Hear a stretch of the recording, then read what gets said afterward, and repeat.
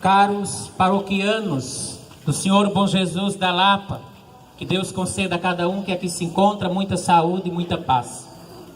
Hoje a igreja celebra a festa de Corpus Christi. Ela nos convida ao pão vivo que dá vida e que vem com ela celebrar.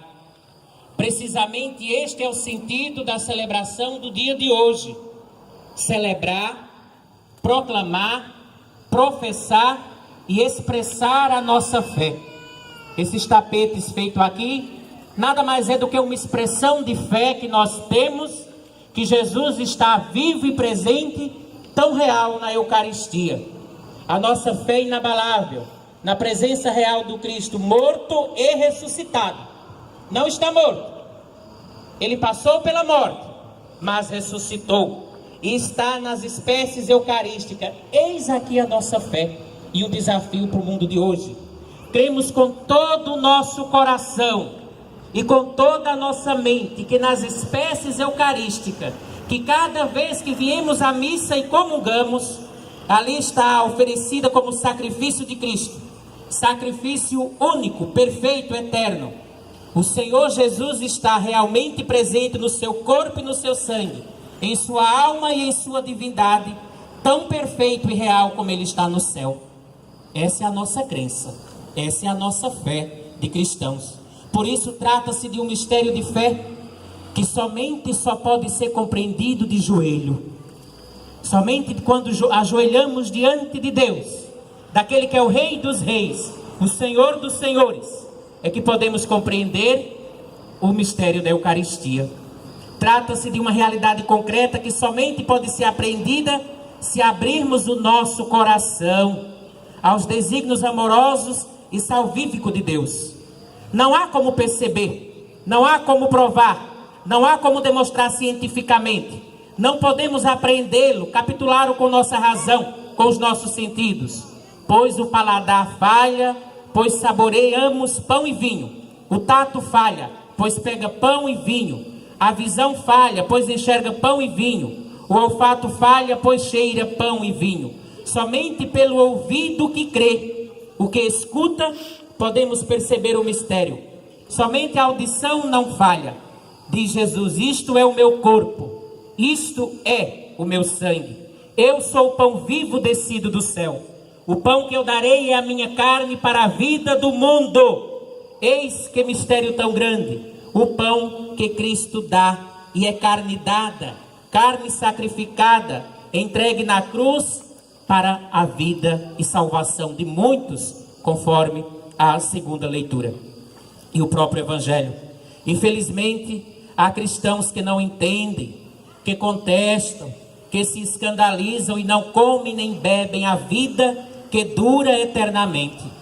E Jesus insiste na Sagrada Escritura: em verdade, eu vos digo, se não comerdes a carne do Filho do Homem e não beberdes o seu sangue, não tereis a vida em vós. Quem come a minha carne e bebe o meu sangue tem vida eterna, e eu ressuscitarei. São palavras impressionantes, quase que inacreditáveis.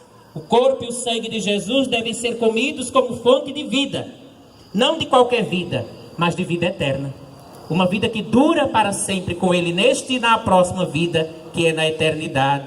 Porque a minha carne é verdadeira comida e o meu sangue é a verdadeira bebida, diz o Senhor Jesus. E a primeira leitura justamente nos trata da travessia da vida. O livro do Êxodo. Faremos tudo aquilo que o Senhor nos disser, aponta para Moisés. Eles tinham que atravessar, passar por sofrimento. E foi o alerta de Moisés que era preciso comer o maná. Mas aquele maná, quem comia iria morrer. Todo dia a gente come para poder sobreviver. Mas tem um alimento que nos leva para a vida eterna. Qual é? A Eucaristia. É na Eucaristia que nós nos alimentamos para ter parte com Deus. Só que a Eucaristia, quando ela é tomada na igreja e ela não é eucaristizada, que palavra interessante, eucaristizada. Quando eu comungo nesta mesa, já diz o canto, só tem lugar nesta mesa para quem ama e pede perdão.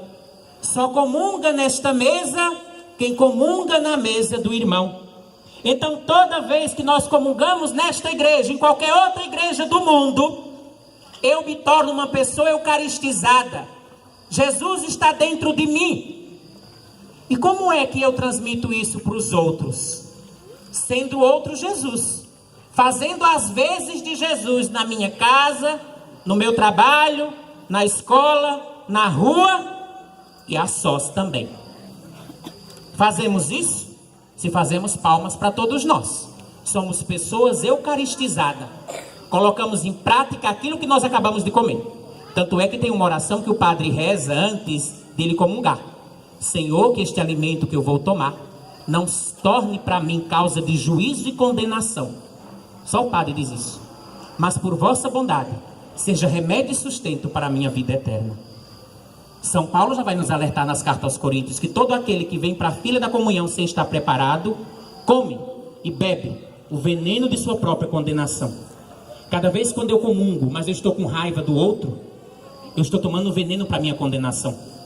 E cada vez que eu comungo da Eucaristia, estou em paz com Deus e com os outros, é remédio e sustento para a vida eterna. E isso não é eu que estou dizendo, é a Sagrada Eucaristia. Vocês sabem disso? Remédio para a nossa vida, sustento para a nossa vida. É preciso nos alimentar da Eucaristia. Tanto é que se a gente for ler a passagem bíblica que um jovem pergunta para Jesus: Senhor, o que eu preciso fazer para ir para o céu? E ele diz: observa os mandamentos e tu vai. Não, mas isso eu já faço desde pequeno. Aí Jesus disse: então tu ama teu próximo? Ele falou: mas quem é meu próximo? Aí Jesus conta: certa vez, e um homem vindo da Samaria para Jericó, e assaltaram ele, deram uma surra nele, deixaram ele estirado no caminho. Passou um sacerdote, olhou, fingiu que não viu e foi embora, porque tinha que ir para a igreja. Depois passou um levita, nem olhou, ou se olhou lá, também não teve consideração, teve antipatia, né? A indiferença, foi embora. Depois veio um samaritano, guarda bem isso. Depois veio um samaritano, levou ele para a hospedaria, está na escritura. Na hospedaria, pagou umas gorjetas para uma enfermeira cuidar dele e foi embora. E ao ir embora, ele deu uma recomendação para aquela enfermeira lá. Ele disse: toma conta dele, e tudo aquilo que tu gastares ainda mais com ele, na volta eu te pagarei. Aí Jesus pergunta para aquele moço lá que disse que queria ir para o céu: qual daqueles fez a vontade do Pai? E ele vai dizer: o terceiro que usou de misericórdia, que era o samaritano. Só que essa leitura é uma simbologia. Hospital, hospedaria, que lugar é? A igreja. Esse evangelho está falando da igreja. Nossa, eu não sabia. É da igreja. Qual é o lugar que acolhe os feridos da alma e do espírito? Quando você está abatido, triste e deprimido, procura quem? É a igreja. Quando alguém está com demônio, procura quem? Quando alguém está para morrer, para a igreja. Eucaristia. Eu estou mentindo? Depois que procura a Eucaristia, aí Jesus dá 2 dicas ainda para os discípulos, para aquela mulher lá. Eu vou te dar 2 denários para tu gastar com ele.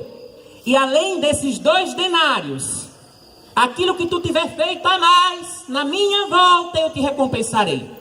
O que é esses 2 denários? Alguém vai dizer: é moeda. Não. De que é que a igreja se alimenta? Da palavra e da Eucaristia. Quem entendeu essa leitura e faz isso na prática, entendeu o Novo Testamento. Significa isso, a parábola do bom samaritano. Os 2 denários, a igreja se alimenta do quê? Da palavra. Temos que ouvir a palavra. Mas não basta ouvir a palavra. Temos que nos alimentar da Eucaristia. É os 2 denários. E Jesus disse para aquela jovenzinha lá, a enfermeira: e tudo aquilo que tu fizer ainda mais, para qualquer benfeitor, qualquer bem que você faz, para quem quer que seja, eu te recompensarei na minha volta.